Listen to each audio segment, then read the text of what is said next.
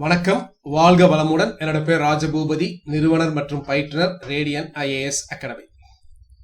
Group 4 notification, group 4 and VAO அந்த தேர்வு சம்பந்தமா அஃபிஷியலா TNPSC அனௌன்ஸ் பண்ணிட்டாங்க.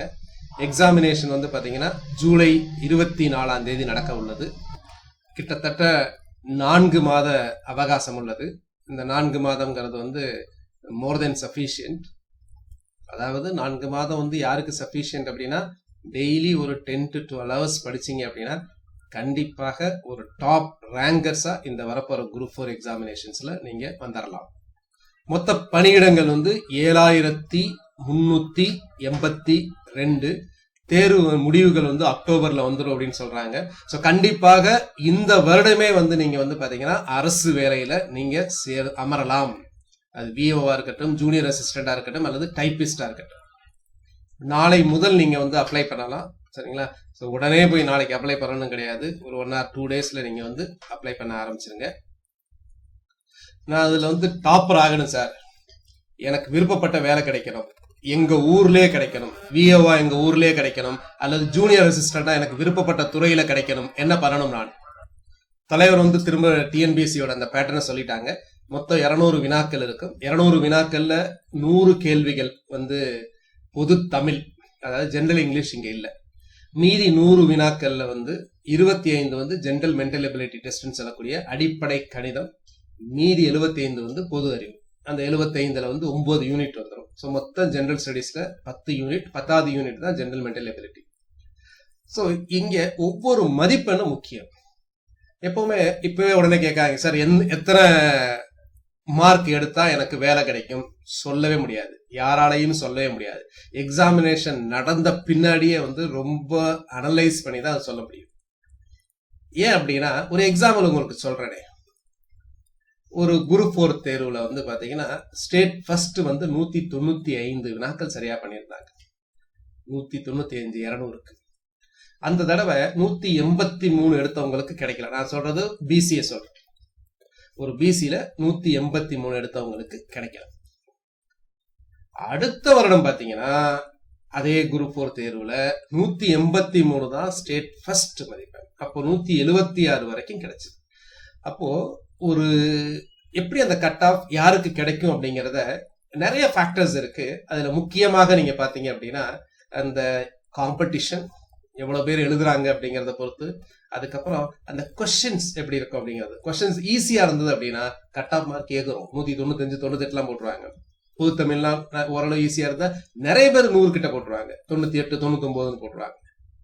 ஸோ அப்போ அந்த நேச்சர் ஆஃப் கொஸ்டின்ஸ், அந்த கேள்விகளின் தன்மைகள், அதெல்லாம் பொறுத்து. இப்ப நான் உங்களுக்கு சொல்ல போறது டாப்பர் ஆகிறதுக்கு என்ன பண்ணணும். சார் நான் ஃபர்ஸ்ட் டாப் 100க்குள்ள வரணும், முதல் நாள் நான் கவுன்சிலிங் போகணும், ஃபர்ஸ்ட் டே நான் கவுன்சிலிங் போய் நான் ஜாப்பை எடுத்துட்டு மீதி ஜாப்பை தான் மற்றவங்களுக்கு நான் கொடுக்கணும்.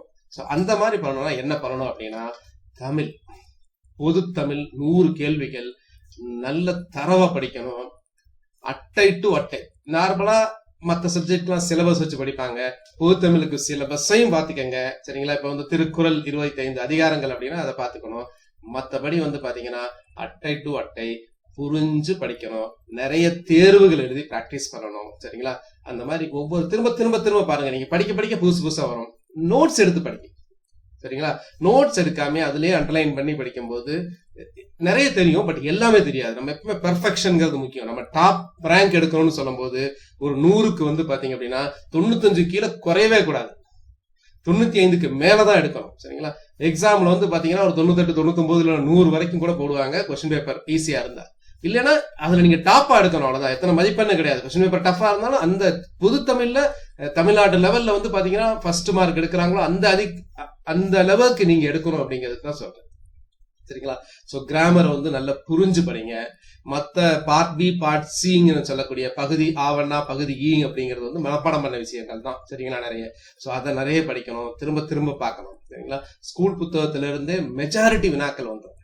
பொது தமிழை பொறுத்தவரை கிட்டத்தட்ட 90-95 வந்துடும். சரிங்களா? மற்றது கொஞ்சம் அப்டேட் பண்ணணும். இலக்கியங்கள் அந்த மாதிரி அப்டேட் பண்ணீங்க அப்படின்னா கண்டிப்பாக பொது தமிழ்ல நீங்க ஒரு டாப் மார்க்ஸ் எடுக்க முடியும். ஏன்னா 100 மதிப்பெண்கள். அதுக்கப்புறம் கணிதம். கணிதத்துல 25க்கு 25 எடுத்து ஆகணுங்க. இல்லைன்னா 24வது எடுத்து ஆகணுங்க. அடுத்து வந்து பாத்தீங்கன்னா அந்த கேர்லெஸ் மிஸ்டேக்கை தயவு செஞ்சு பண்ணாரு. ஈவன் டாப்பர் கூட கேர்லெஸ் மிஸ்டேக் விடுவாரு, ஸ்டேட் டாப்பரே. ஆனா 1 2 விட்டுருப்பாரு. சரிங்களா?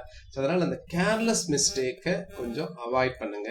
அதுக்கு நிறைய தேர்வுகள் எழுதி பார்க்கணும், கொஸ்டினை புரிஞ்சு படிக்கணும், அங்க பதட்டப்படாம எக்ஸாம் ஹால்ல இருக்கணும். ஏன்னா கேர்லெஸ் மிஸ்டேக் நீங்க பாத்தீங்கன்னா தமிழ்லயே கேர்லெஸ் மிஸ்டேக் 6-7 கொஸ்டின், 10 கொஸ்டின் விட்டவங்களா இருக்காங்க. அதாவது 100க்கே 10 கொஸ்டின், 200க்குன்னு வந்து பாத்தீங்கன்னா 15-20 கொஸ்டின்ஸ் எல்லாம் விட்டவங்களா இருக்காங்க. நீங்க எடுத்த மதிப்பெண்கள் plus careless mistakes. Careless mistakes யார் நல்லா படிச்சவங்க தான் கேர்லெஸ் மிஸ்டேக் பண்ணுவாங்க. படிக்காதவங்க கேர்லெஸ் மிஸ்டேக்கே வராது, படிச்சவங்களுக்கு தான் வரும், நல்ல தெரிஞ்சவங்களுக்கு தான் வரும். அவசரத்துல பதற்றத்துல பண்ணிடுவீங்க, ஒரு மேத்ஸ்ல கூட பண்ணுவீங்க. சரிங்களா? சோ அந்த கேர்லெஸ் மிஸ்டேக்கை அவாய்ட் பண்ணணும். ஒரே ஒரு கேள்வி தப்பானா கூட போதும், கிட்டத்தட்ட குரூப் 4ல நான் பார்த்திருக்கேன், 2000-3000 ரேங்க் பின்னாடி போயிருவீங்க. ஒரு கேள்வி நீங்க தப்பா போட்டதுனால உங்களுக்கு நிறைய பேத்துக்கு வேலையே கிடைக்காது, கவுன்சிலிங்க்கு வர முடியாது, சில பேருக்கு நீங்க விரும்பின துறை கிடைக்காம போயிடும், நீங்க விரும்பின இடம் கிடைக்காம போயிடும். ஃபர்ஸ்ட் நாள் கவுன்சிலிங் போனீங்க அப்படின்னா, சப்போஸ் நீங்க விஓ ஆகணும் ஆசைப்படுறீங்க அப்படின்னா, இல்ல ரெவன்யூ டிபார்ட்மெண்ட் போறேன்னு ஆசைப்படுறீங்க அப்படின்னா, உங்களுக்கு அது வெயிட் பண்ணிக்கிட்டு இருக்கும். நீங்க போய் அங்க செலக்ட் பண்ணிட்டு உன்னை குறைச்சிட்டு மத்தவங்களுக்கு மீதியை விட்டுட்டு வரலாம். அதை விட்டுட்டு மத்தவங்க எல்லாம் எடுத்த பின்னாடி உங்களுக்கு மீதி எது இருக்கோ அதுல போய் சேரணும்னு நினைக்காதீங்க. ஸோ ஒரு சுயமரியாதையோட படிங்க. நான் தான் போகணும், நான் ஃபர்ஸ்ட் டே கவுன்சிலிங் போகணும், நான் எடுத்துட்டு தான் மற்றவங்களுக்கு போஸ்ட் விடணும் அப்படின்னு படிங்க. யாராலையும் முடியும், எந்த வயசாலையும் முடியும். சரிங்களா? இதுக்கு வந்து எங்க ஃப்ரெஷர்ஸ் வாங்கியிருக்கிறாங்க, அதே மாதிரி 40-45 வயசுலயும் வாங்கியிருக்கிறாங்க. சரிங்களா? போன தடவை ஒரு அம்மாவும் பொண்ணுமே வந்து குரூப் 4ல ஜாயின் பண்ணியிருக்கிறாங்க. குரூப் 4 தேர்வை நிறைய பேர் எழுதுவாங்க. இப்ப இது வந்து 11 லட்சம் பேர் அப்ளை பண்ணிருக்காங்க குரூப் 2 குரூப் 2A. எனக்கு தெரிஞ்சு இதெல்லாம் 30 லட்சம் கூட கிராஸ் ஆகலாம். ஏன்னா 10வது குவாலிபிகேஷன், எல்லாருமே இதை எழுதுவாங்க. காசுனாலும் கவர்மெண்ட் காசு அப்படிங்கிறது இந்த இதுல வந்து ப்ரூவ் ஆனது. அது எது? இந்த கொரோனா பீரியட்ல. அதுக்கப்புறம் பொது அறிவு, இங்க ஒவ்வொருமே முக்கியம். நான் சொல்லுவேன், குரூப் 2 பிரிலிம்ஸ் கிளியர் பண்றது ரொம்ப ஈஸி. அங்க 55,000 பேத்துல ஒரு ஆளா வர்றது பெரிய விஷயம் கிடையாது. சரிங்களா? ஆனா இங்க அப்படி கிடையாது. வேகன்சி 7,000+. சரிங்களா? அதுல நிறைய டைபிஸ்ட் போயிடும், நிறைய ரிசர்வேஷன்ல போயிடும். சரிங்களா? அதனால நீங்க 7,000 நினைக்கவே நினைக்காதீங்க, உங்க ரிசர்வேஷன் நினைக்கவே நினைக்காதீங்க. நீங்க ஓசிலையும் எப்படி இருக்கணும் அப்படின்னா, ஜெனரல் கேட்டகரி நினைச்சிட்டு படிச்சீங்க அப்படின்னா கண்டிப்பாக வேலை வாங்குவீங்க. 7,000 நினைச்சிட்டு படிக்கவே படிக்காதீங்க. இந்த வருஷத்துல நீங்க கண்டிப்பாக வேலையில போய் அமரணும்.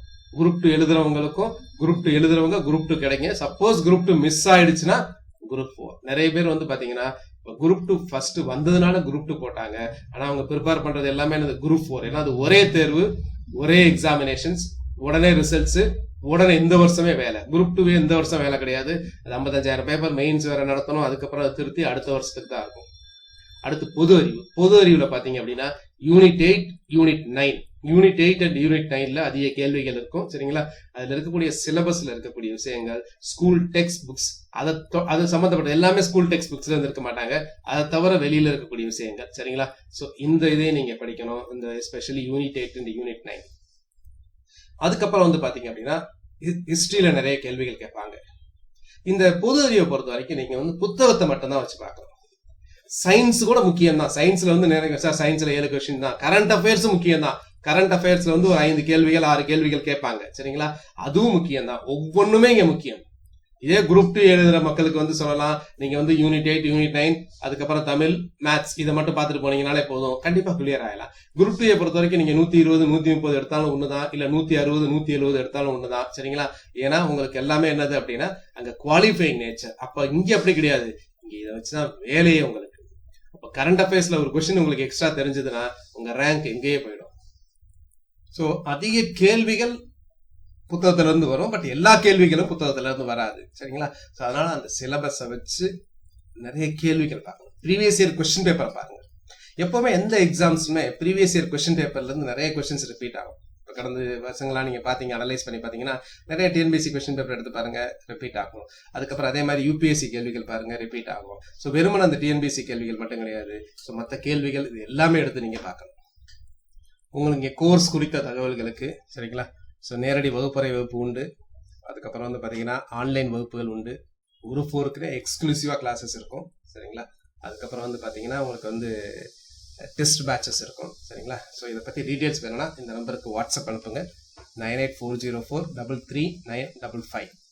அது மட்டும் இல்லை, மாற்றுத்திறனாளிகள், ஆதரவற்ற விதவைகள், இல்லை புவர் ஸ்டூடெண்ட்ஸ், எக்கனாமிக்கலி ரொம்ப புவரான ஸ்டூடெண்ட்ஸ் உங்க எல்லாத்துக்குமே வந்து எப்படி நீங்க ஜாயின் பண்ற அளவுக்கு உங்களுக்கு வந்து கோர்ஸ் ஃபீல வந்து ரிடக்ஷனும் இருக்கும். ஸோ அதனால இந்த நம்பருக்கு ஒரு வாட்ஸ்அப் அனுப்புங்க. நன்றி. உங்களை அடுத்த வீடியோல பார்க்கலாம். வாழ்க வளமுடன், வாழ்க மகிழ்வுடன்.